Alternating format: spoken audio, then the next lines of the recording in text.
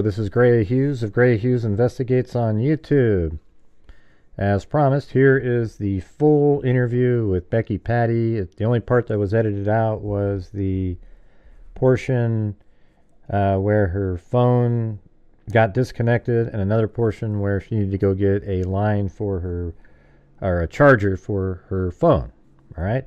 So in this interview, we talk about a lot of different elements. We decided we just wanted to do like a conversation and see where it went. There was no outline or anything like that. We're just talking. And, you know, it's interesting just listening to various elements, things that she thought were interesting, how she's feeling, etc. Okay, so without further ado, let's get started on that right now. Well, how the hell's it going? Okay. Yeah, it's been a long, crappy journey, really. I mean, a lot of stuff's been going on over the last 7 years. Lots. Yeah, so what I was going to say, it's kind of hard to figure out like where to start talking about something because we've already had conversations over the years. You've been on my show a couple different times. I did a video with you and Mike one time when he was chopping onions, like, I mean, the whole time it was like the craziest thing ever. It was pretty funny though. That one, and then I think you came in one time, I think with a couple different people on a live stream, just one random. I think it was with Beth. Remember her? You know Beth, right? Oh yeah, I talked to her. Yeah, so I think there was one time where like you were up there with her, and it was just kind of like you showed up on a live stream or something years ago. Who knows though? There's been so many. But so you were at the entire trial, and you know, well, what's it feel like now? Finally, that you know that it's like it's over, at least for now, and then there's going to be an appeal, etc. What's it feel like now? It feels like a big weight, just a big weight off of your shoulders. You know, you can breathe. You can. It's like you're just not tense all the time. So it's although you feel like, wow, you know, now what, you know, we get to focus on life again. So, yeah. Except there's going to be an appeal, right? It sounds like now there's almost less chance because of what that juror was saying. It feels like.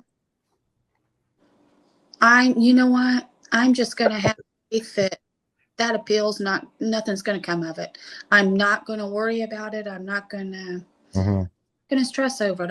I truly believe that nothing's going to come of it. Yeah. So when you were at trial, were there any time when you were at trial, was there any time that you were sort of like, ooh, you're getting a little nervous about the direction or anything like that? No, you know, there's good days and there's bad days. There's some days you think, whoa, we got this. Prosecution's on fire. And then there's other days that you're like, damn, you know, not that I question, but it's like, that could have been better, you know? So I felt good the way the prosecution ran the trial. Yeah. I don't know if you saw, but I interviewed Jerry Holman. It's on my channel. It didn't make it out to anybody's notifications, but it was pretty interesting talking to him about it. And you know, I was actually asking him some stuff about Keegan Kline because I still have a hard time with that whole thing. You know, he even said in that interview, you know what he said? He said, we think that it's possible the girls went to the bridge because of the communication with Anthony Schatz. And it's like, wow, okay. So how do you then not, you know, that he thinks it's possible with that? So how do you not make the correlation at that point? Like this other guy showed up too, or, you know, it's just wild. That's why it was investigated as much as it was. Yeah, that's true. Hey, let me ask you something really quick about your the ballpark, though. I mean, this is totally randomly going, but to something else. Is how's it doing at this point? It's doing well. It gets busier and busier all the time. The high school has started using it for ball games. They've held a high school conference there. We actually had the high school ran a cross country tournament there. So besides the people coming down, just the kids to play at the park, and the summer concerts, the ball fields, the entire park's just being used more and more. Well, it's amazing. It's amazing facility there. I went there. I think you met us there. I flew the drone up in the air over the top of the, the park, and yeah, it's pretty amazing. And all the bricks out there. I think it still needs quite a bit of funding. We're always going to be supporting the ballpark into the future. Just letting you know on this channel. So hopefully, we appreciate it. It goes to good use, and it actually helps a lot of the community. And it's a labor for us.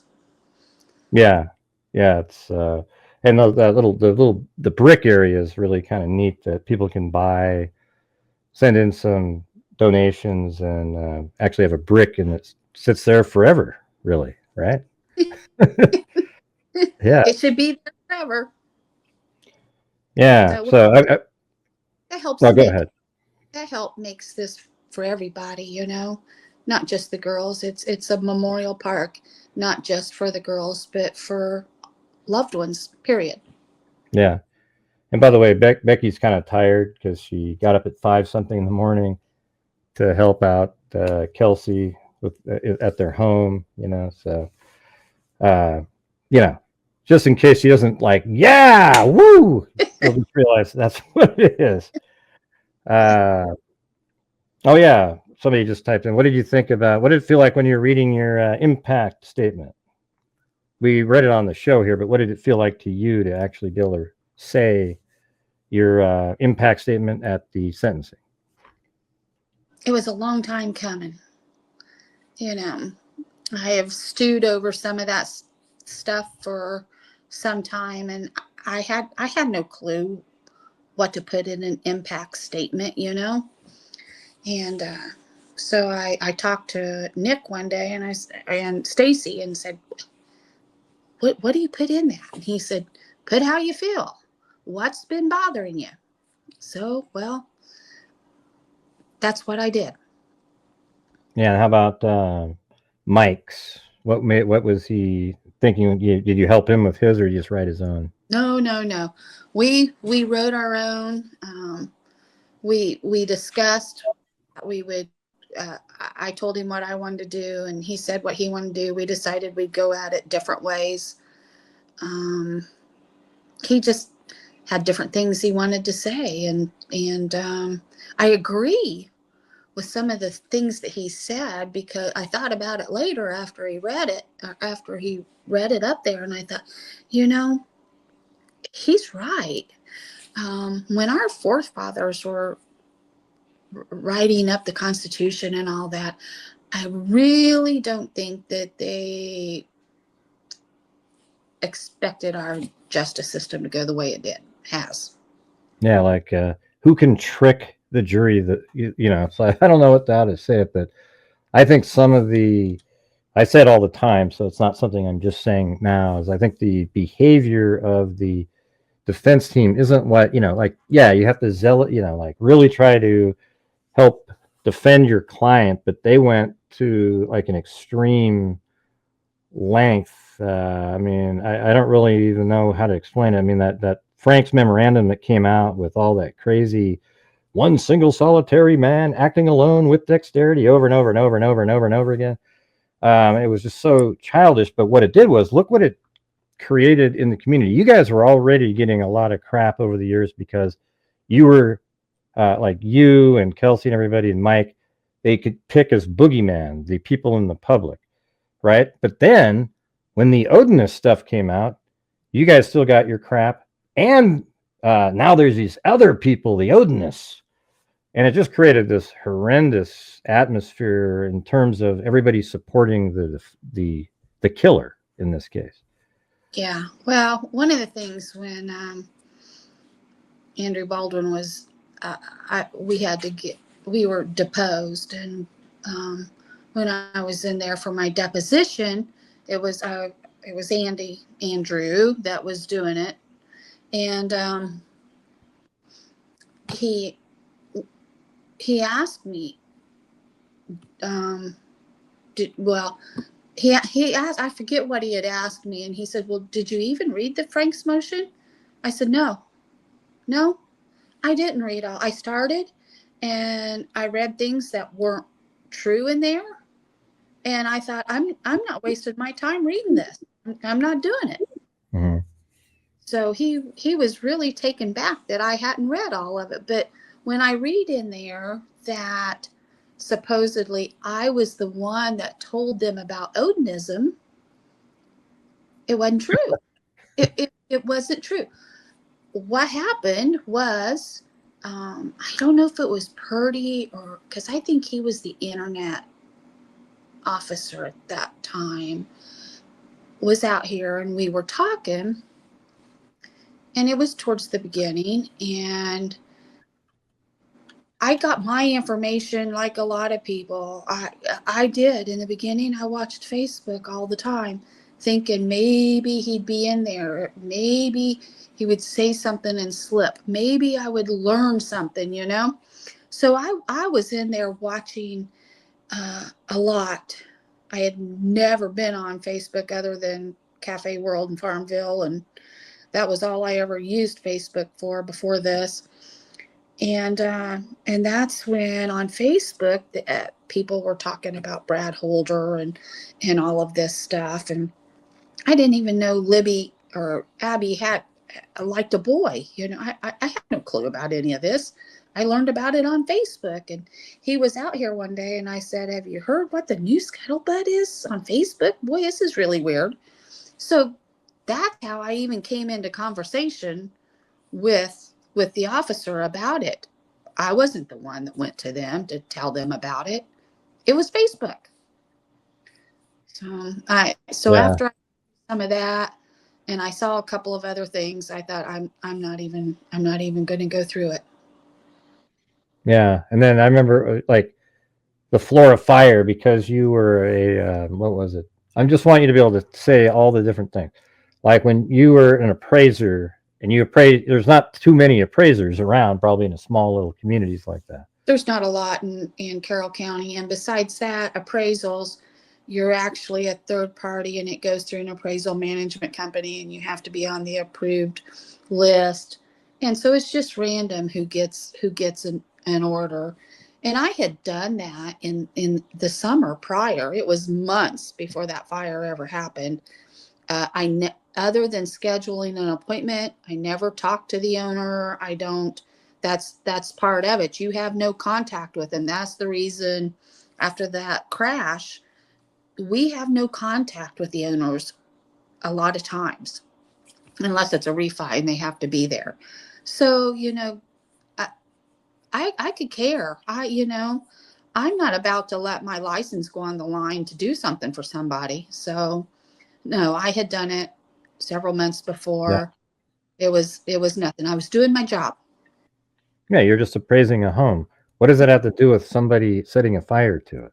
Like, what's the point? I don't really even, it's like, it doesn't even make sense. No. Especially since it's a homicide. It's not like it was done for a collection of money, or it could be both, really. I mean, who the heck knows? But I have no clue. Yeah, it just so happens, you guys, she happened to do an appraisal on that house at some point. Oh, and then don't you remember that crazy time when you slid that book off the bed? that was one of the best ones out there, wasn't it? Yeah. Yeah, it was in James Renner's 360-degree video. You're talking to him, and you're pulling a blanket or something off the bed, and it knocks a book on the ground, and this one YouTuber turned it into this huge thing. You wanted him to see it. But why wouldn't you just hand it to him? Because he knocked it on the ground and then you handed it to him, right? What would be the difference? I don't even know that I handed it to him. I don't know. I don't even remember. It was, I knocked a book off. But Yeah, it was called Promise Not to Tell. So, because I had kept everything. And so all this stuff was on her bed. There was just all kinds of stuff on her bed. So. Yeah, but he made it seem like you intentionally snuck it off so that you could reveal it to him. And it's like, what does that even mean anyways? Like, even if you did do that, that doesn't mean anything. Somebody did ask something up here. It says, was there a moment, detail, or statement, perhaps from one of the younger girls that stood out or revealed something new to you about the timeline? Now, maybe she's talking about those 3 or 4 girls in their statements. Was there anything new that... No, I knew most of that. And the reason I knew most of the stuff off of that was because there were people from Facebook that had talked to all of these girls and kept telling me, you need to go talk to them. And I kept saying, no, I don't want to, because we never wanted to be accused of trying to tamper with a witness or something. We knew that they were witnesses, so we steered clear. Even though Bree was friends with Kelsey, that was a rule. We didn't talk about stuff when she was here, because never was I going to give any defense, whoever they would be, anything to ever say that we were trying to do anything to any of the witnesses. So we never talked to any of them. But when people would talk to me about it, I learned what they had said. So I kind of knew most of what their testimony was going to be. Yeah, remember that guy, Doug Rice? He had some pretty good information. He had some crazy thoughts too. He thought the bridge guy video was fake, but he also had the really good information on, I think he even interviewed some of the girls that you're talking about. Mm-hmm. And they talked about where they passed him. It was kind of right where the woods start after the Freedom Bridge, mm-hmm. I think. And what was the other thing? Also, he said that she even described him, what he wrote, that he was like 5'6". I mean, I don't know how that didn't make it out there. Well, that would have been an amazing thing. I'll tell you what surprises me is, if you remember in the beginning, the FBI wanted poster had the description of him as short. Yeah, they had him like 5'6" to 5'10". So it's kind of like, it is sort of shorter, right? Yes, 180 to 220 pounds. So they had him. He was the original description of Bridge Guy was short. So yeah. And it wasn't until it was after 2020 before that was taken off of there. And I don't know why they ended up deciding. You still there? It was the FBI's decision to take it off. Okay. Let's see. Yeah, no, it's sort of interesting how. And then there's also people that wonder why they didn't try to get somebody to figure out the exact height on the video. And the answer to that question is once you pay an expert, like let's say the state came up with an expert and they said, oh, he's 5'9". Well, you're kind of stuck with that at that point. Mm-hmm. That's just kind of where you're. And now when you go to trial and they go, well, our guy's 5'6". And then they go, how, so you can't have that, because it's hard to be. I did it once early on and I got 5'3". I just did some random stuff. Okay. And I had 5'3", and I remember I sent it off to Robert Ives, and he goes, well, I don't think that's the greatest way to do it or whatever. So, but I was pretty damn close, really. I mean, that's about as short, really short, but it was kind of a weird way. I just kind of used the height of the side rail and then kind of moved it up, made stacks of it going up, and then went like that. And, that's what I got. But it wasn't too bad. So what are some other things that are out there? I'm hoping the freaks have some questions they want to know, but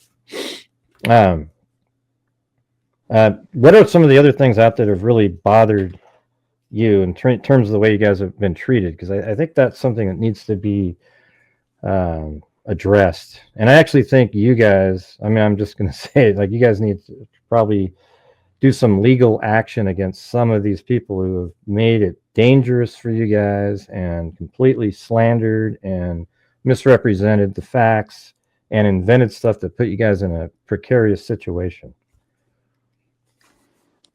I don't know. I don't know if we'll do anything. Like Mike said one time, we know the truth. We know who we are. The people that know us know who we are. And the people out there that don't know us and are saying this stuff that, we don't care. Who cares? They don't know. Yeah. Hey, now that So, we're, yeah, I mean, my thing is I just feel like these people get away with almost murder on these channels, and it's just, it'd be cool if someday somebody did something to squash it permanently. It's not a good thing. And I think if you start getting lawsuits and people are punished, you'll see a huge shift in that. But the way it is right now, they just keep going. I mean, they don't ever stop their videos. No, they don't. And unfortunately, some of that stuff comes under freedom of speech. As a matter of fact, at CrimeCon, maybe it was Austin. Might have been in Austin. John Ramsey was there. He was a guest speaker. And I was able to talk to him for a while. And that was one of the questions I asked him. I said, how do you do it? I mean, you've been dealing with this for a long time. Yeah. And I said, how have you dealt with this all these years? And he said, faith. And those guys were accused of the actual murder of their kids from everybody, the media, the news, and everybody. So they had to deal with it even from a worse angle, probably. Yeah. So when you sit here and think about how we've been talked about, there's always somebody out there that's been talked about worse. Mm-hmm. Hey, now that the trial's over, can you tell us exactly what was in the 43-second video? That now that you've watched it again, sort of recently, can you just sort of visually explain what we're seeing? Can you do that? Libby was off of the bridge and just over to the side. She was videoing Abby. You can see her coming. And then you see Libby, she takes her phone and puts it down by her side. It's like she was trying to hide it. And she's standing there, and then Abby, you can see because she's got the phone down, facing down at the gravel. And Abby comes running. You can see her feet, her legs. She runs in front of Libby, and that's when you kind of hear her talk about is that guy still back there, and then Libby's walking around a little bit there, and she's just talking to Abby, saying, this is the end of the trail. There's no place from here. I could tell in her voice that she was nervous. You could tell. And then you can hear him come off the bridge, kind of walk around them. And he said, hey, girls. And Libby said, hey. And that's when you hear the gun. And he says, go down the hill. Wow. So when was the part where, I mean, that was really creepy listening to that. What was the part when Abby says, don't leave me up here? Was that when she's still kind of like 10 or 15 feet onto the bridge, kind of something like that? I didn't hear that. I didn't hear that, but it may have been because there was some muffle. Because we did listen to it with headphones on, but that was years ago, and they had told us to focus on one particular area. You back on? Yeah. Okay. Yeah. I could tell it was kind of the connection was going a little down, but I think you were just telling us about like we were just asking about the when did Abby maybe say something like, don't leave me up here. She must have still been on the bridge at that point. Yeah,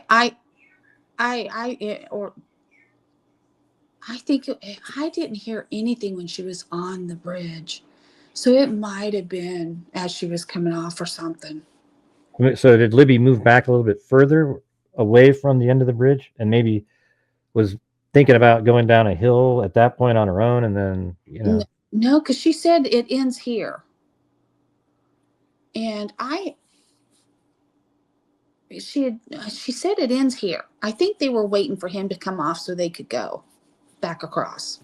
Mm-hmm. And then when I was just talking to Holman, I think the day before yesterday, he said that like most of the time the bridge guy is actually behind Abby, and then there's just a moment where she kind of probably right when she's getting close to Libby, because I know how that would work, it opened up a little bit of space where you could see the bridge guy just for a couple seconds smoothly, and then that's probably when she starts putting her phone down, right? Because he's only about 55, 60 feet away at that point. So then puts the phone down to her side, right? You can actually see it. Go ahead. It didn't take him long to get off the bridge because, like I said, Abby ran across, and that's when Libby says, hey, the trail ends here. Well, so you're not talking more than 10 seconds, and he's there. Right. I think that actually fits perfectly with the timing that I've got. Some of these different videos that are out there, people are walking across, and that's about what it would take. So it's like, I think right when Abby runs by, just prior to that, you could see him for 2 seconds, I would imagine, right? So that means after Abby runs by, he's already got a little bit closer, even slightly.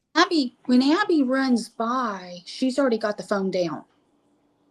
Oh, okay. Yeah, wow. So it's even before that. Your feet. Oh, that's interesting. So that means that's even more. It's like 2 or 3 seconds after the image of the bridge guy that we actually saw for 2 seconds. So at that point, he probably only had about 7 seconds more to get off the end of the bridge. Anything else about that? I mean, when you saw the original version, was it just crazy how well they were able to stabilize it on the final version? I never saw the original. All we ever saw was the smooth, the stabilized. Because when they played the original one in there, and when we had break, I said, why didn't you play the whole thing? You didn't play the whole thing. They said, yeah, we did. I said, no, you didn't. That's not what I listened to. Right. Oh, God, here we go. Here comes the conspiracies. You started it again, man. And they said, no, we showed you the stabilized one. Yeah. Oh, okay. Right. So it's probably the same length of time. At the trial, they played both. And then they play the 43 seconds of both. I mean, 43 seconds is a long time, really. That's like, so that's crazy. Jeez. So you got the stabilize. I'm just trying to see if there's any more questions about that. We do have some questions up here. I just wanted to say, I think your family is amazing. You even brought treats to the people in line, even the ones that probably didn't, that don't, on the other side. And then also, let's see, somebody said, what was in the extended down the hill video? We just did that. Was there anything of note? Yeah. So like when you saw it the first time, what was different about it when you saw it this last time? Oh, and one question I did have was how long after, like the girls were found, did you guys see this video? Was it within the first week or like a couple weeks later? No, it was months later. Okay, so it took them a while. Actually, I think it was right before they brought out the sketch. Right before well, the sketch, wasn't that in the... Oh, yeah, the sketch was with that other Kim Riley. He's the one that brought the sketch. Was it? Like July. It was when they brought out. I think I remember the press conference because remember it was like Kim Riley was in that one. He was in a press conference, a little short one where he accidentally said it was a girl or like a woman who put that out there. It seems like that was in like the summertime. Does that make sense? I think it was summer when we saw it, but Kim Riley's not short. No, he's a tall guy. He's like 6'4", seems like. Let's see. I'm just trying to see if there's any quick people. I want the freaks to be able to ask questions themselves. Yeah, people said many things. Yeah, I don't see any questions in there. Hey, freaks, do you guys have any questions? I thought you guys were going to load us up with ones because I have specific ones that I wanted to ask about that. Have you ever been to the crime scene where you go to the bridge and go around that trail off to the left? You ever been there? I have not gone all the way. I went off that side trail over to the ravines, but it is private property, and I didn't want to trespass, and I don't know that I need to be there. Yeah. I think when I went there, I made it to that ravine, like you go all the way down and there's that really steep, and then it's like, then it goes up slightly because that's when the cliff drops dramatically, right in that area. And so then I walked another maybe like 75 feet or so. So I think I was getting close, but I didn't know where I was. And Kelsey told me that there was poison ivy and stuff like that. And I was like, yeah, I've got shorts on. I don't think because you can see these little things on the ground. So I wasn't sure what that was. How about this? Tanya said, when did you realize, like the same question I asked Holman, that this was the right person? Was it all the way to trial, or did you think that there were, even before that, just... Oh, no. When I heard, when I heard the timeline, really, the timeline, Yeah. there, and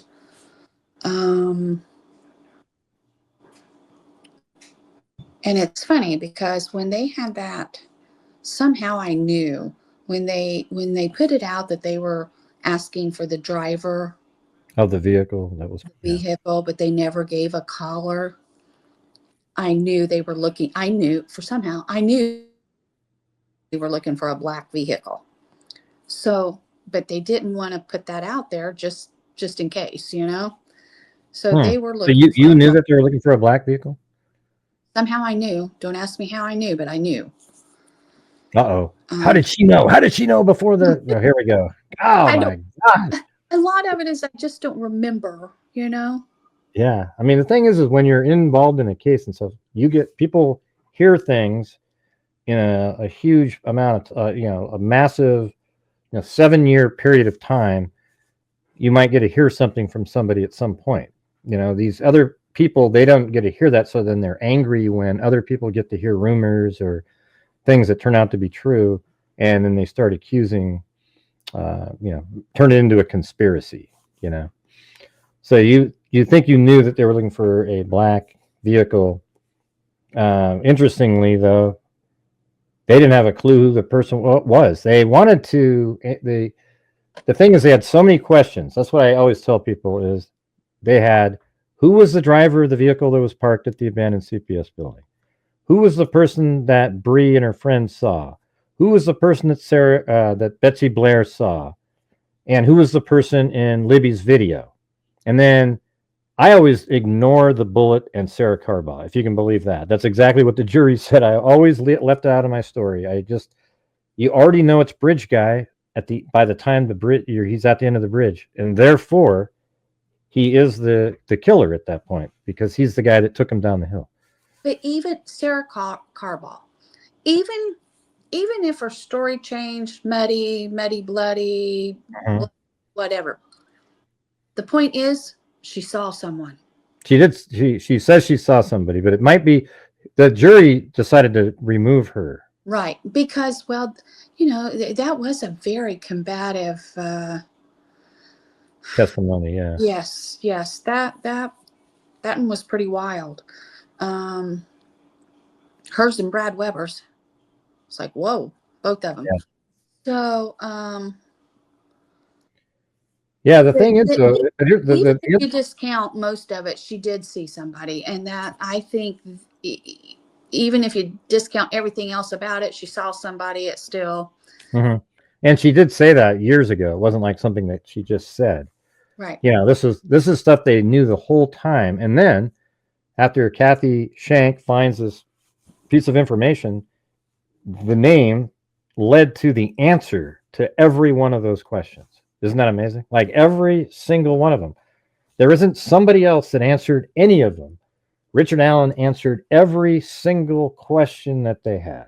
Yep. And so that's it. And he already answered every single question by the end of the bridge, because if you go through the timeline, like I have a million different times, I don't know if you want to, like, we can actually do this thing where I go like this.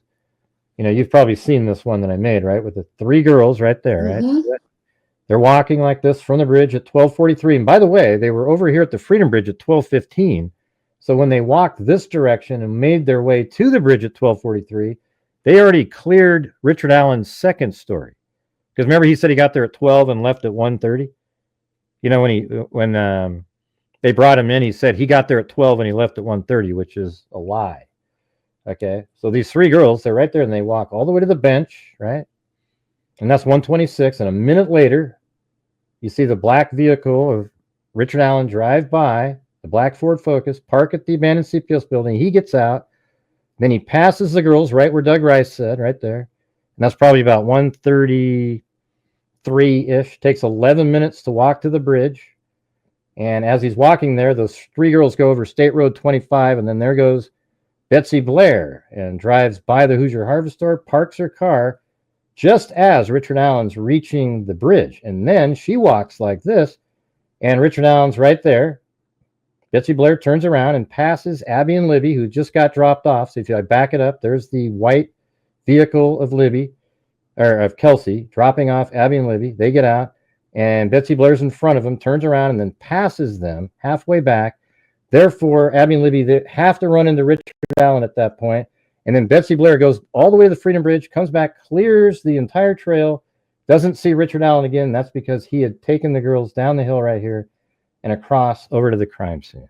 See how that there's no escape, but he's already bridge guy right here. Like as soon as Betsy Blair passes and sees Abby and Libby going, he's already bridge guy. And then the clothing on the video that Libby took matches exactly what Richard Allen said he was wearing, and he was standing on platform 1, which is exactly where Betsy Blair saw him standing. So there's no out for it. But I always wish the prosecution had this little video here, because when you see it, it just makes it really clear. I don't know. What do you think of that? I agree on that, but I'm not the prosecutor. Well, I told him, hey, if you guys do this again, I hope they don't have to. But I actually asked them. Do this again. Yeah. Hey, now Amber said, I just want to say, oh yeah, she already said that. Let me see. It was down here. There's somebody asked a question.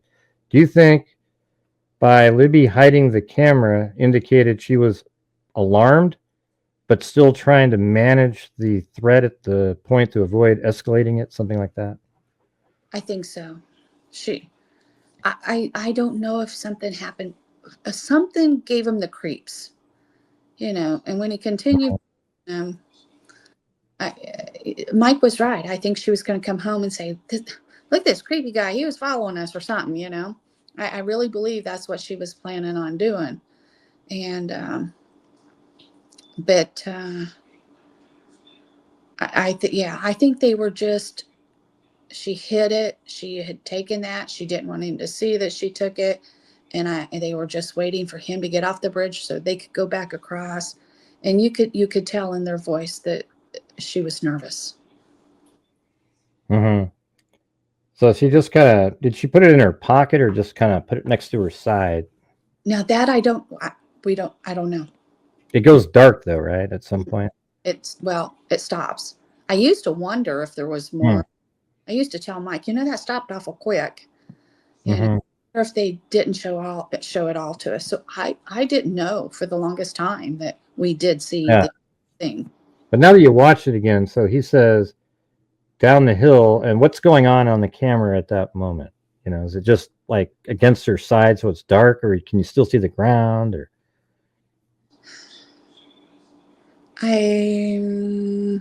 it all happens so quick. Right after it just stops. It just stops, huh? Like not too long after down the hill. Just as soon as down the hill, it stops. I wonder why I should turn that off right then. I don't know. Yeah. Let's see. Okay. One person said, you're a class act. So much respect for you. That's awesome. And do you think Richard Allen kept track of the case over the years? I would imagine myself that I wouldn't be shocked if he watched some of our shows and, He lived in Delphi. He would have to, he played pool, he was in the bar. People talk, people around town talked some. So I'm sure he talked about it. I had a couple of people that worked with him and came up to me later and apologized that they didn't put 2 and 2 together because of some of the things that he would say to them once in a while. And they said it just, I thought he was creepy, but I just never put 2 and 2 together. And they apologized that they did not. But nobody, nobody knows. None of us did. Although, people say, I probably went into CVS 3-4 times a year because CAT, their prescription is contracted. It's at Walmart. So, we always have to go to Lafayette for our prescriptions and stuff. So unless I needed a birthday card, a wedding card, or a graduation card, I really didn't go in there. So I wasn't in there. So and if I did, I'm usually on the run. So I probably, and who knows if he was even working when I was there, So he didn't look familiar to you at all? No. And it's not even a lot of people in that town, but of course you're not going to run in. You kind of live far out. You're not in the city. Tara though kind of remembers, right? Tara and them, they would, yes, they had seen him because they went to CVS for their meds, and they got 4 kids, so you're in there more often. And she said that she had seen him in there. She said, but I never even thought, Yeah, I think she said she even developed the funeral photos with him or something, right? Yeah, he waited on her and developed the photos that we used for her funeral and viewing.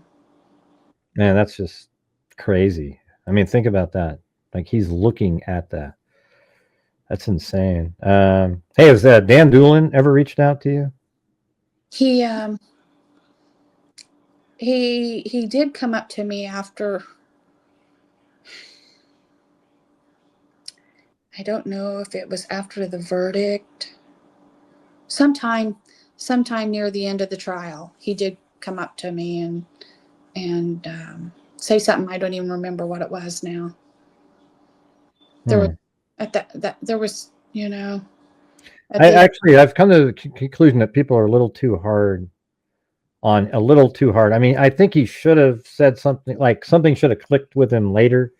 But if you look at it differently, Kathy Shank knew everything. She had seen every single tip that had come in, knew that these 3 girls had seen a guy. And so when she saw this, she was immediately able to go, whoa,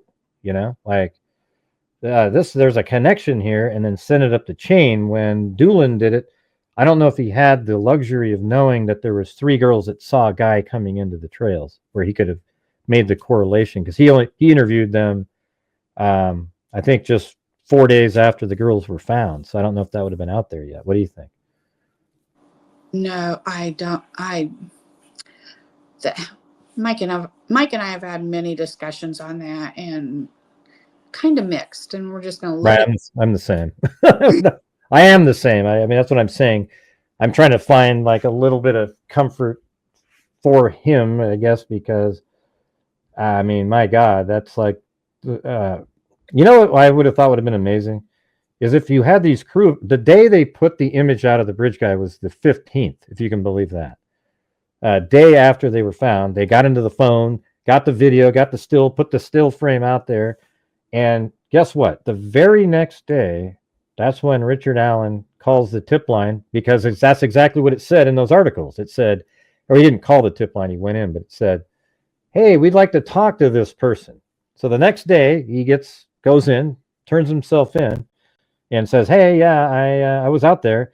Wouldn't it have been amazing if the command had given each of the people that are asking, answering phone calls or going out to meet these people the next week, the image themselves? So they have the image with them, because this is what would have happened. Let me just tell you this.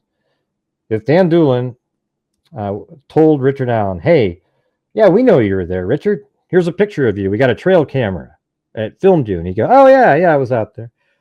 Boom, you just put your hands behind your back. You're arrested. Because you already know that that's the guy that told the girls to go down the hill.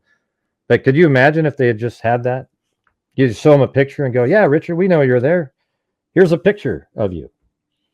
And he would have agreed because that was him. He knows it was him. That's why he answered that one question. What did you make of that, by the way, when he said, no, that's not me. If the girl took that picture, it's not me. What'd you think of that? Yeah, kind of told on himself there, didn't it? Yeah, because what it really means is, yep, that's me, but I can't admit it's me because the girl took that picture. Yeah, that's what he's really saying. Let's see, what do we got here? We got where were you able to see Richard Allen in court, and if so, did you and he look at each other? That's a pretty good question. I hadn't even really thought of that one. Oh yeah. Oh, we could see him, and he saw us, and he for a while he would just turn around and stare at us, and I mean it was kind of creepy. So I would, if he was looking at me, I didn't look away. But Susan Hendricks was with us one day, and she happened to sit with us, and he was turning around and staring and stuff. And she said, does he, this is creepy. Does he do this? Tara said, oh yeah, he does this all the time. Oh, wow. So he just, It so happened that she must have been on a podcast or something, and it must have come to the defense's attention, because the next day when he turned around, Baldwin made him stop. so like a little kid, almost like a, right? You know, like almost a 4-year-old turning around on a chair or something like that. Is that what No, he would just sometimes, because we were over this uh-huh. so he would just kind of turn around and stare, or if we come walking, if we had a break, he would be standing there. He would be standing there, and we'd have to walk past him to get to our seats. And sometimes he would stare, and Wow, that's crazy. Jesus. Here's another one. Is it true that Richard Allen processed the? Yeah, we already said that. Did anyone in either families collect photos directly from Richard Allen? If so, what was his demeanor like? And then said, sending love from Australia. And you got people in Australia sending you love. So what about? Yeah. when he developed those pictures for Tara, I mean, she stood there and waited for them, and he gave them to her. And I don't know if it's CB policy or what, but he told her that there would be no charge for those photos because they were for a funeral. So, Wow, yeah. Jesus, that's man, that is One of the first, when it came out who he was and stuff, and when Tara saw his face, she said, "Oh my God, Mom." She said he developed the pictures for the funeral for me. And but she didn't have any feeling at the time like he was some weirdo, right? Just well, my goodness, she was trying to keep herself. Oh shoot, I got a low battery thing here. I'm going to have to plug my phone in. You're going to have to give me a minute. oh, that's okay. That's okay. Well, there you are. Yeah. Hey, well, I appreciate it. Yeah, so he's the one that actually handed her. She sat there and waited for him to develop. So these are digital images that you just print out, right? Right. So, man, I can't imagine. That's got to be, if there's ever a made-for-TV movie moment, they're going to have to definitely put that in there. That's ridiculous, almost. Yeah. Let's see. Somebody else said, "I have followed this since day one." Me too. I'm so sorry, Becky. You're a strong lady. Yeah. So during the trial, I guess, could you tell us more about, like, when the girls there's a footstep. Do you remember the footstep conversation? And did it make sense the way they were explaining it? Like the steps on Libby's phone. I don't know if you were paying like that close, like you're just really trying to digest it all, but it was like Libby's footsteps. And did they show it on a map and like where things would be when they were going over that? No, what do you mean by footsteps? Well, I guess it shows the steps, like on an iPhone, it tells you how many steps you're taking. And it said like, it does, no, it doesn't map. It's that something health. yeah. Apple Health or something like that. Mm-hmm. Basically, it's just like a Fitbit. Yeah. Like a But Fitbit. they didn't like try to map it out where it might be and stuff like that? Or it just talks about, no? They did not map it. They did not map it out. I think they were doing more the time frame on it, because it's the time that this started and this happened, and so you could kind of see, like, the height change part. Remember that part is like it changed 2 levels or something. yeah. Where do they think that was? At the end of the bridge, or? Yeah, they think that's when they went down the hill. Okay, so it was down the hill. It was at the time. It was right at the time when he took them. Oh, interesting. So it was negative, like 2 stories downward. I guess it doesn't say that, does it? It doesn't say when you're doing it, like it's up or down. It doesn't say up or down. It just says that there's a difference. Oh, interesting. So do you think Kathy Allen? It sounds like she didn't actually know, but I bet you she had suspicions that her husband was that guy. What do you think? I don't know. She could be in denial. You know what I'm saying? Well, when she went into the interrogation, right. It sounded, I mean, the way, when she said, "But you said you weren't on the bridge that day." I mean, and he immediately started, and I wouldn't do that. I don't have to be. So if she did ever question him, I would say that would probably maybe, but I don't know. Well, that's exactly what I was going to say. That's the moment I was going to say, because it seems like my picturing is that she sees the bridge guy. Everybody's seen the bridge guy in that town and thinks, "God, that looks like him." Yeah. But he never said he was on the bridge, so she was able to sort of justify it not being him in her mind. And then when they bring her into interrogation and he's actually on the bridge, she was like, "Whoa, you never told me that," because then I might have thought that was you. You know what I mean? Right. So I think that might be kind of showing that she was in denial, basically. Was that Mike in the back? Oh, go ahead. I will tell you, probably, to me, the biggest moment, the biggest aha, whoa, my favorite. Actually, my favorite moment of the trial, the Perry Mason moment. Was, the Perry Mason moment? Yes. Yeah, that's what they say. Was because the defense really thought they had the ace up their sleeve because one of the things I think in Baldwin's opening statement held up a phone and said, the phone's what's going to show you blah, blah, blah, So the whole thing for them was the phone. and they brought on their expert, and they had run whatever this process is that reads the stuff in the phone, and they got some information that the prosecution hadn't gotten, because they had run theirs previously, and this Apple whatever it is, this program that reads deep into your phone.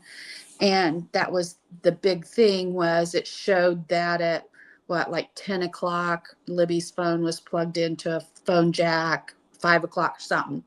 And then at 4 o'clock in the morning, it was unplugged.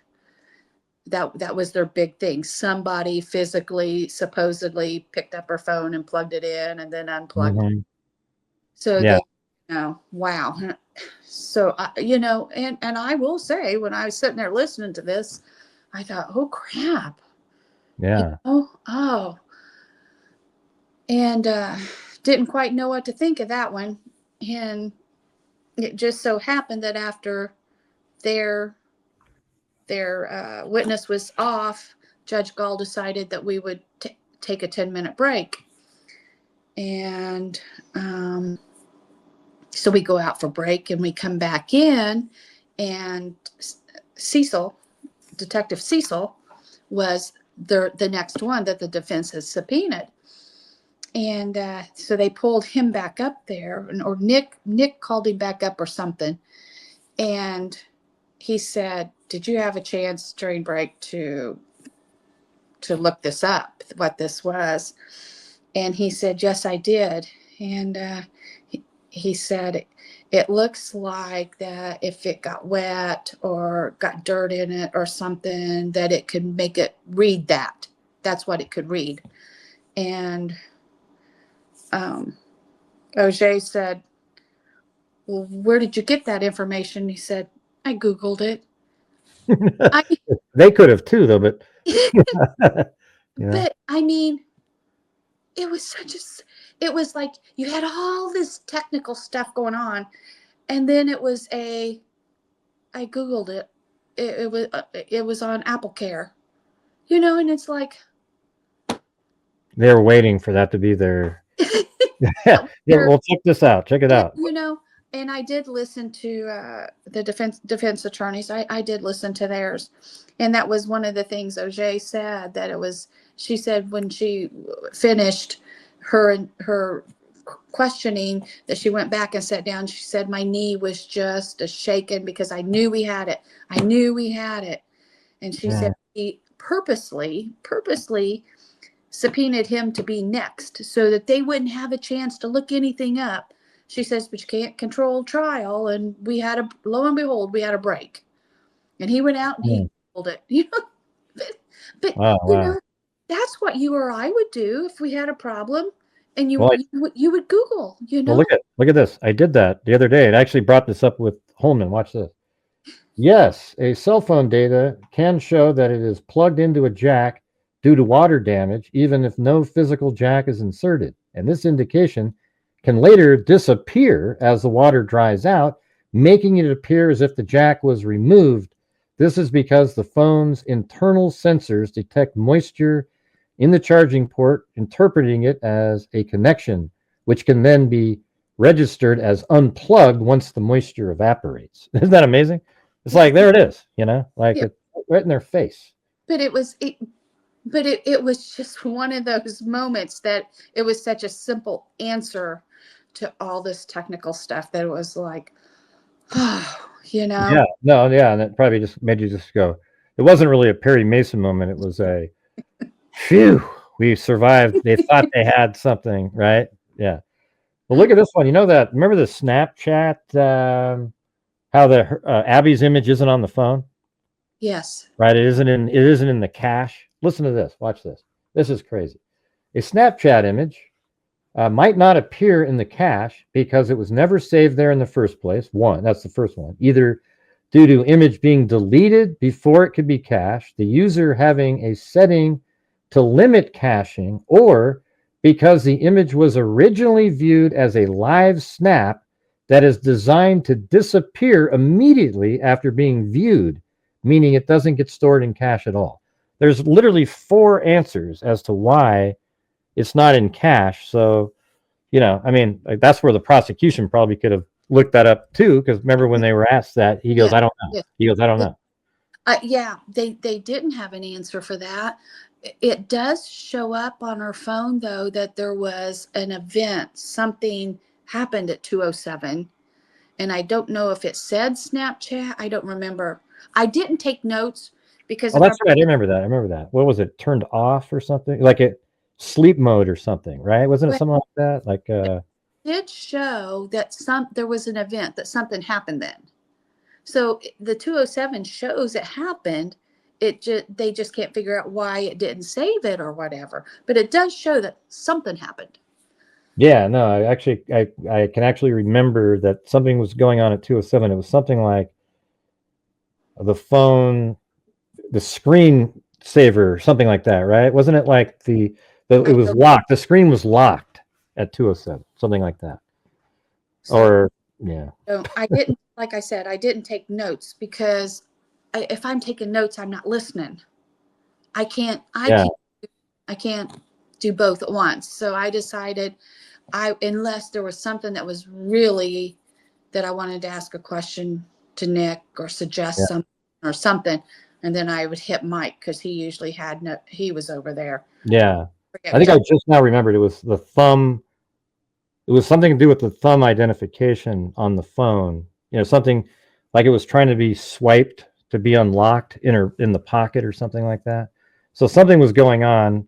That could have been like right after she took the picture, then put it in her, I don't know if she put it in her pocket to keep walking, who knows what was happening. But I think that's what was happening at 2:07. Did Kathy ever stare at you or interact? There you go. That was one of the questions. Not that I'm aware of.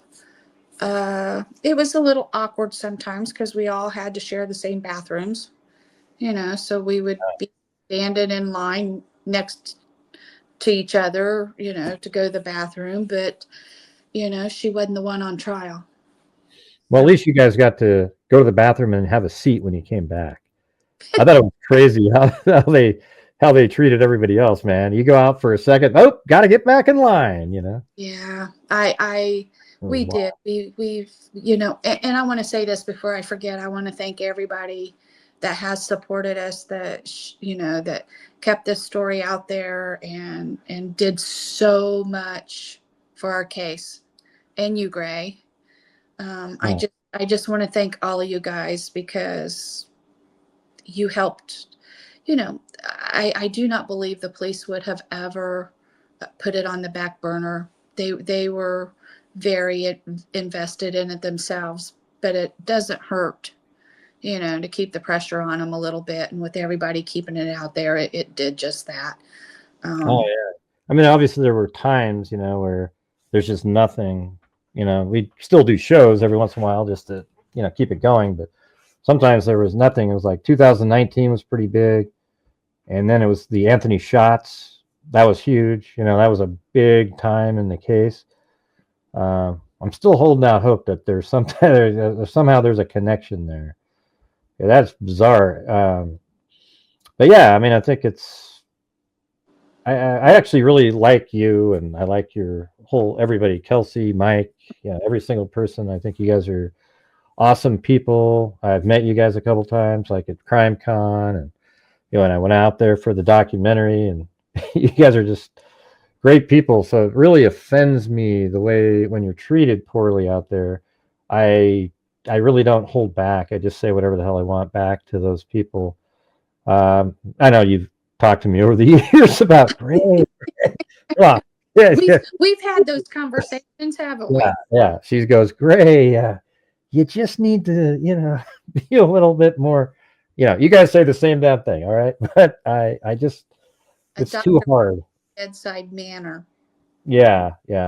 I'm not sure I would have been the greatest doctor in the world. I don't know. There's just certain things that piss me off. Once somebody said, acknowledging the grace the family had throughout the entire trial process, small spaces had to pass by people who treated them poorly for years. Yep. And then let's see. After that, there was your poise and grace inspire me, Becky. Look at that. How cool is that, huh? And then God bless you, Becky, and all the family members. Gray, thank you for being a voice of reason. Well, that's one thing I can say I've been doing over these years is trying to keep the factual elements. And by the way, people make these stories up that you and I sort of secretly developed a timeline to fit a narrative that you guys wanted out there, and it's just totally bogus. Are you still there? Looks like you froze up. Oh yeah, I just remember communicating with you early on and trying to get the information so that I could accurately put together a timeline. And we worked on that together. There's some stuff was off, obviously, because looks like your camera froze a little bit, but because remember early on it was like the girls were dropped off at 1:37, but it was actually 1:49. That was based on the phone information, but it's like it's just the way it is. Sometimes pieces of information change. And it does. And we remember things later. Just like, there people really come down because I'm the one that gave the description of Libby that day. And when she was sitting in my office, she had on sweats, I know what she had on then. And when she ran in the house, when she left and said goodbye, I turned around and talked to her, but she was standing and there's a desk between us.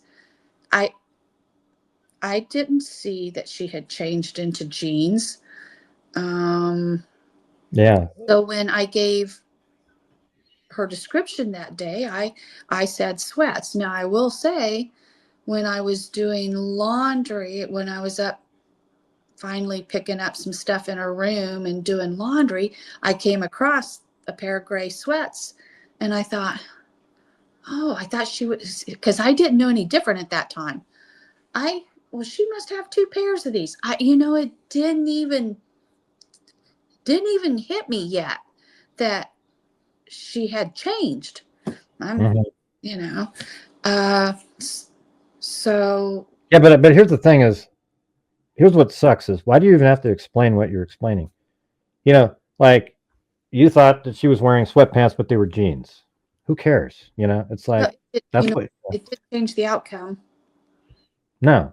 And nobody ever saw her to call the police and say we saw somebody wearing that. So did I make did it make a difference? No. Did I mess up? Well, I guess I did. I didn't find out until the police ended up telling me. Just like I didn't know she had a sweatshirt for a long time. I didn't realize that she had taken one from Kelsey's car. And then there's people saying, look, she had that sweatshirt on before. Kelsey said it was a new sweatshirt. It was a new sweatshirt. Do you know how many swim sweatshirts we have? Every year they got a new one. I've got pairs of sweatpants that says swimming on them in my closet right now. They got one every year. So yeah, and then also Abby's shirt was also one of Kelsey's too, right? That little sweatshirt that she had on, the gray or whatever color. Right. And so that explains the hair, but it doesn't matter to people out there. They think because there was a bulb, the root on the hair, then somehow there was this big battle and Kelsey dropped them off, but then turned around and sprinted back somehow undetected by anybody and made her way to the crime scene. It's just these people. I don't know. There needs to be like an IQ test for true crime just to have more logical people covering it, maybe, that use common sense. You don't have to agree to that at all because I'm doing exactly that same thing again. Yeah, you guys should see, like, gray. Yeah, it's just funny. I mean, I think it was like, I remember like 5 years ago, just talking to you one time, and you were just, Gray, you gotta, how it's just say that. You were like the true crime mom or somebody telling me how to be nicer. But there are times where I'm a little nicer, but I gotta admit, I haven't quite made it all the way to that place yet. You know. Let's see. What else, you guys? Anything? Tara German, I've been silent. Kelsey kept my private. I don't know what that means.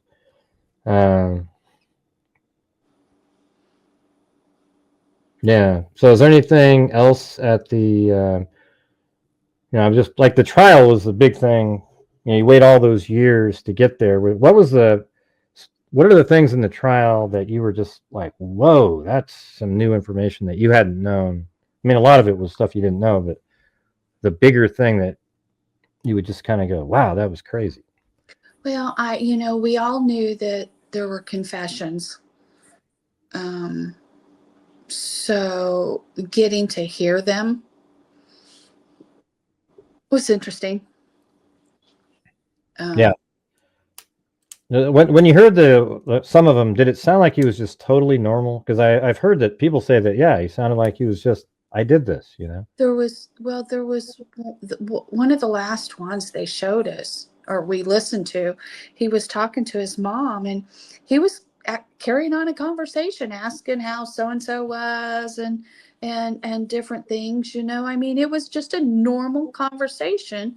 And then in the middle of the conversation was when he said, but mom, I did it, And she kept saying, no, you didn't. They're messing with your mind and stuff. And he said, Mom, why would I say I did it if I didn't? So he carried on an absolute conversation. Yeah. So yeah. It was, I would not have at that point in time thought, anyway, was he psychotic? But I think he was trying to get what he really wanted. I think he wanted to confess. He became religious. He wanted to confess. He wanted to unburden himself. And he wanted to know that they would still love him even if they knew that he did it. But his wife never would give him that answer. She would always say, I love you, but you didn't do this. And he go, I did. And then she go, oh, you didn't do it. You didn't do it. And it was finally like the mother at one point said, would you still love me even if you knew that I did this? And the mother said, I would still love you. Okay. So that's what he wanted to hear, but it still didn't end up being where it ended everything and he confessed the correct way. I mean, I don't even know how come it didn't turn out where he writes a confession. He confessed 60 times. Why wasn't the case over a long time ago? I just, it's bizarre to me. His attorneys, maybe, or I don't know. Do you think his attorneys just wanted to do the trial so it convinced him? I mean, could you imagine somebody that confessed that many times and you're just going to go, forget it, Richard. We think we can get you off here. Let's go. And you know what? Let me tell you. I've been doing a lot of thinking on this, and I've come to this conclusion, and I know defense attorneys have a job to do, right? I always thought it was to get the best deal they could for their clients, but I have decided they don't care if they're guilty or innocent. It's almost like a chess game to them. They just want to win. They don't care. They don't care. I totally agree. 100%. So they just want to, just like the defense are saying, well, the prosecution did this wrong, they did this wrong. They're just looking for a technicality. Exactly. That's what I keep saying. They're looking for this little minute thing to get a killer free. So I don't think that they care whether he's guilty or not. And and when I sit here, and I'm not talking about just us, this is the way I think it is in the world. And the ones that pay are the victims. They're over here. They're forgotten about because now it's all about the perpetrator's rights. It's all his rights, all his, nobody's worrying about the rights that the victim had when whoever took it away from them, So, yeah, there's something wrong. There's something wrong with that.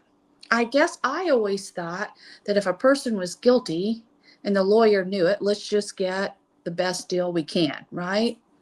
Mm-hmm. No, I totally agree. I think that's exactly what they do, because whenever you listen to them talk, even on these shows, they never address the huge elements of the case, the ones that literally show that Richard Allen is bridge guy. They go over to these little side things and go, hey, this guy did this tape's missing, this guy said this. They're still talking about the Odinist stuff and everything like that. And the thing is they think that they have the ability to free Richard Allen. So they're not going to give up until they free him. But I guarantee you, they have to know that he's the killer because of all the confessions, every element of it shows that it's him. He came forward. He was there. He described himself being there exactly when he was there. He described his clothing exactly what the bridge guy is. He admitted being there with information that only the killer would know. And they're still trying for these little side technicalities, just like you said. Yes. And so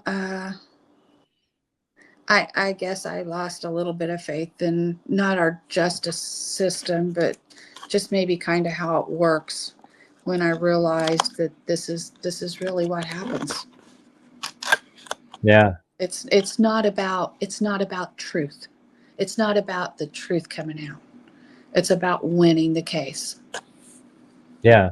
And, sadly, there's been times where prosecutors have done the same thing. That's why innocent people have been released. But I think in general, the defense teams are the ones that usually are trying to find this little sort of niche to get their client off. You would hope that in general, prosecutors, like way more than not, are being, just using the facts, going straight at it, etc. But those few cases that are out there kind of make people sort of almost look for the other side sometimes, like the defense team. I don't know how anybody's defending Richard Allen at this point, but you see it's way bigger, a community of people. I mean, are you seeing that online? It's amazing. It's huge. I think it's, I'm not even going to go there right now. We have waited almost 8 years for justice for Abby and Libby. And, some of these same people used to badmouth law enforcement because they didn't have the killer. They hadn't arrested anybody. They finally get somebody, and now they want to free him. And it's like, it's a no-win situation. It doesn't matter what law enforcement does. It's not right. Mm-hmm. So no, I feel that our justice system worked. He was tried. He was convicted by a jury of his peers.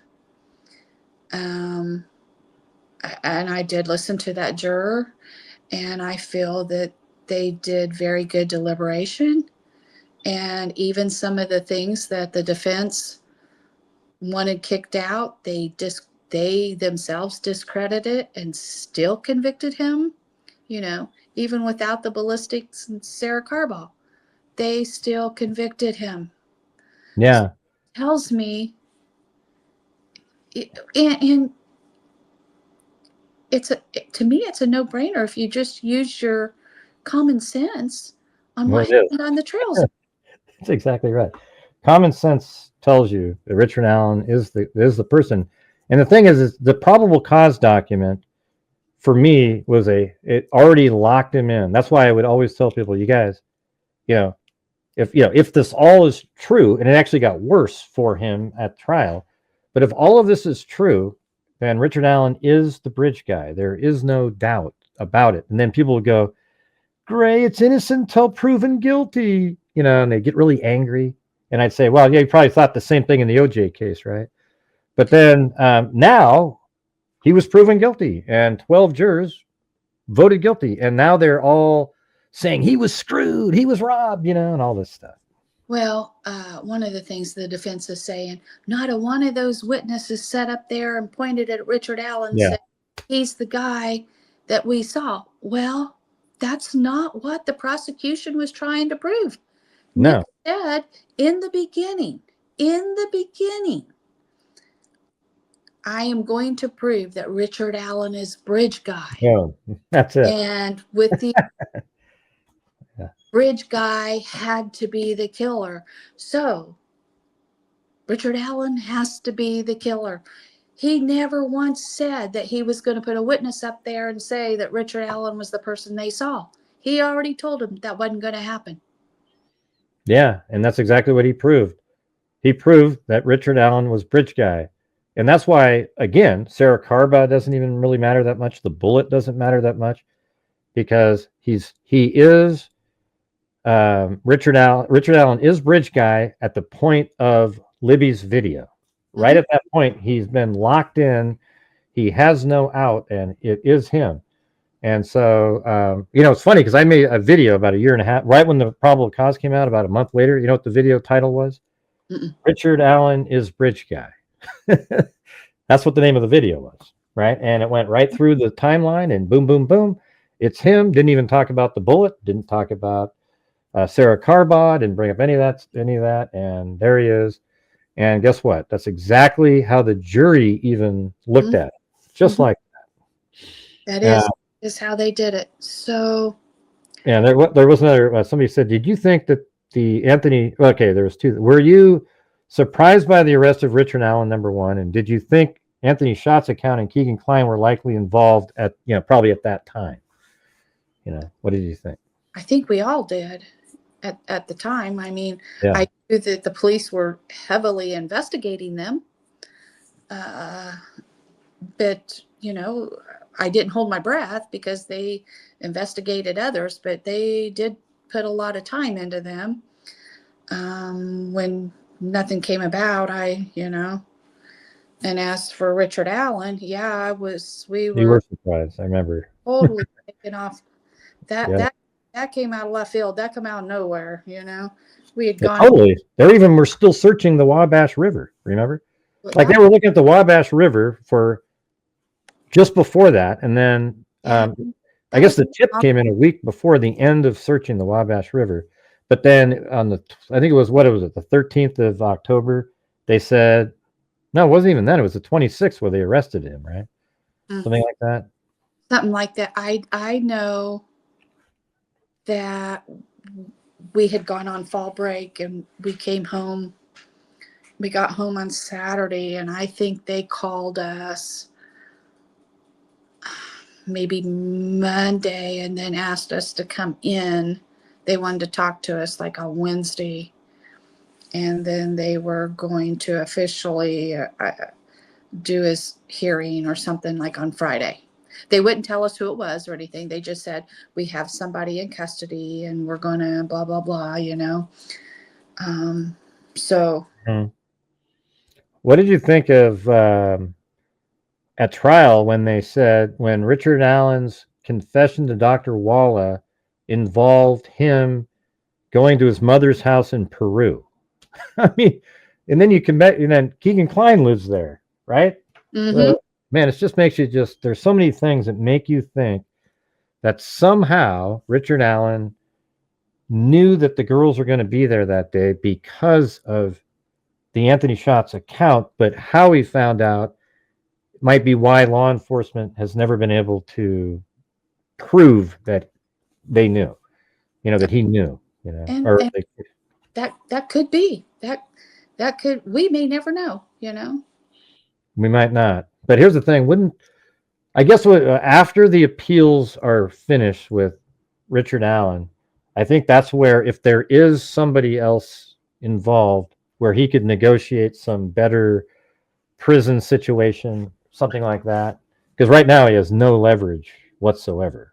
Even before trial, he had no leverage because, even if he is just the guy that took the girls down the hill and brought him to the crime scene, it's still felony murder. He get the same exact charge. Mm-hmm. And but also, if there was somebody else that did the killing, wouldn't he? I guess he could have said, "Hey, I wasn't the one," and maybe cut a deal where he got a lesser sentence. So I guess that's sort of, but that would admit that. So they wanted to go for a not guilty verdict. You know what I mean? That's what they were going for, because what does he have to lose? He's still going to get like life in prison, even if he's the just the kidnapper who brought him to these other Odinists that were over at the scene, right? Mm-hmm. Mike made a good point the other day. We were talking, and of course the defense is saying, Richard Allen is a small guy. There's no way he could drag Libby around or something. And Mike said he was military. He was in National Guard. They train you. Oh yeah, geez, I hadn't even really thought about that. Yes, he would have been trained to do something like that. And guess what? See, that's another thing I was talking to Holman about. See, that's why that document was so ludicrous about one single solitary man acting alone with dexterity. I don't know if you ever saw my video that I made with Mr. Rogers. I used Mr. Rogers putting a sweater on and using the same verbiage they were using, and how difficult it was for Mr. Rogers to put a sweater on and so forth. But here's the thing: when you have a gun, you can get people to do things, right? Like you can get people to undress with the gun. You can get people to dress with a gun. The only physical exertion he would have had to use would be moving Libby's body, 20 feet, 30 feet, something like that. That's it. Well, and the blood guy, was that Cicero? That's a tree, yeah. The blood spatter guy said that Abby was killed where she was, and the way the blood was in the sweatshirt, she had it on when she was killed. So well, there you go. Yeah. Dressed. Somebody did not dress her. Right, exactly. And that's what I've been telling people forever. I believe basically, I came up with, remember when the crime scene photo was released, right? I saw it, okay? The thing is the way Abby's hands were kind of tucked up like this. I don't know if you can see me right now, but they were kind of like this. It shows that she was alive, and she kind of curled up the end of the sweatshirt in her hands. So she must have been alive when she was killed. And that's what it turns out. And even Holman said, yes, that's how it was. So that means at gunpoint, he could have just had her dress or allowed her to dress and say, go ahead and get dressed. And maybe he changed his mind. Maybe he was going to let her live or something, but changed his mind. But, either way, having the gun made it sort of easy, the whole thing, right? Yeah, those girls were scared to death. Yeah. And they would just do anything he was saying because he had a gun, and they're going to do it. And I don't know, how it went. Where was Abby when, something happened to Libby? It's just, the whole thing is disturbing as hell, but they make it sound like it was so difficult. How could one guy do this? And like you said, he was in the military. They have to know how to do that stuff. And also he is, he had a gun. So there you go. It's really kind of easy. Yeah. Yes. Yes, I agree. There was, there was a lot. One person could do it. Yeah. And there's other cases too, where one person does something just as much easily. That's not even, I don't know. It's one of those things that they try to make a big deal about, but there was nothing to make a big deal about. It's not crazy that one person could do that. And, let's see what else. I know you've been on here a long time already. Yeah, it's past my bedtime. Yeah, and your camera's kind of offset, but I wanted to say I really appreciate you coming on. Maybe we can do it again someday after everything, after all the appeals and everything. We can just go, okay, let's all, celebrate one last time, something like that. But I want to thank you for your, just being like a friend over the years and communicating, and just, I try to keep the case alive for you guys. We try to my channel and all the freaks, that we've given a ton of money to the ballpark, and we'll just keep doing that over the years. So what do you think of that? We appreciate you. We really do. We appreciate all of you guys and what everybody has done. Yeah, like Frank Meister was in the chat, and Fig Sauls was in there, so I'm sure you're talking to them too. So very cool. Well, Frank is my savior. He sends me all the documents. I have no how to get those things. And every time something comes out, he sends it to me. I don't know. He I sends them to forward me them. now too. To what?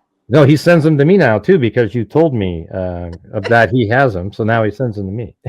He's awesome. He's awesome. Yeah, y'all like Frank Meister. All right. Well, thanks, Becky, very much for coming on, and I guess we'll talk to you soon, probably one of these days coming up. Maybe not tomorrow, but coming up. You, All right. you bet. Okay. Have a good one. Bye. See you later. Bye. All right. Wow, that was crazy. All right, everybody. Let me know in the comments section what you thought. Also, hit that like button for me. I would really appreciate it. But I thought that was an interesting interview. I got a lot of different elements in there. And again, we were just doing it like a conversation. There was no outline, nothing pre-planned, etc. We're just having a conversation. And I hope you guys enjoyed it. I really admire Becky, Mike, Kelsey, all the different family members. I don't really know Anna very well, but she seems like a strong person, and her parents are nice people. And if you guys are out there, make sure to donate some money to the Libby and Abby ballpark, because they definitely need some help keeping that thing running.